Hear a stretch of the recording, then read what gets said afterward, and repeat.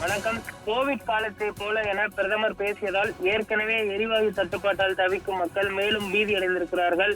பெரும்பாலான உணவகங்கள் மூடப்பட்டு தொழிலாளர்கள் வேலை இழக்கும் நிலை ஏற்பட்டிருக்கிறது. பாஜக அரசு செய்திகளை திசை திருப்பதை தொகுதி மறுவரை ஸ்கிரிப்டை கையில் எடுத்திருக்கிறது. ஜாடிக்கேற்ற மூடியாக வாய்ப்பூட்டு போட்டுக் கொண்டுள்ளது அதிமுக. மாநில அரசு என்ன செய்கிறது என கேட்கிறது.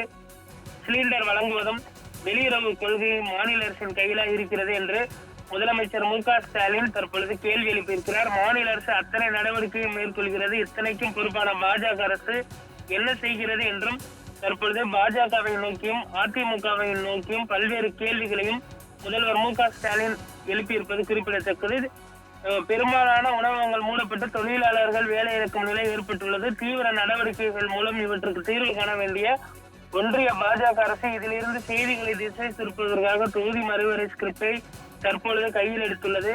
பாஜக ஜாடிக்கேற்ற மூடியாக மக்கள் பிரச்சனைகளை மறந்தும் பேச மாட்டோம் என தங்களுக்கு தாங்களாகவே வாய்ப்பூட்டு போட்டு கொண்டுள்ள அதிமுகவோ மாநில அரசு என்ன செய்கிறது என கேட்கிறார்கள். சிலிண்டர் வழங்குவதும் வெளியுறவு கொள்கை மாநில அரசின் கையில இருக்கிறது. மாநில அரசு தன்னால் என்ற அத்தனை நடவடிக்கைகளை மேற்கொண்டுள்ளது. இத்தனைக்கும் பொறுப்பான ஒன்றிய பாஜக அரசு என்ன செய்கிறது என்பதை மக்கள் முன்வைக்கும் கேள்வி என்று தற்பொழுது அதிமுகவை நோக்கியும் பாஜகவை நோக்கியும் முதல்வர் மு.க.ஸ்டாலின் கண்டனம் எழுப்பியிருக்கிறார். குறிப்பாக சிலிண்டர் கிடைக்காமல் மக்கள் தினந்தோறும் அன்றாடி வரக்கூடிய நிலையில் பாஜகவை நோக்கி கேள்வி எழுப்பாமல் அதிமுக மௌனம் காத்து வருவதாக என்று தற்பொழுது மறைமுகமாக சாடியிருக்கிறார்.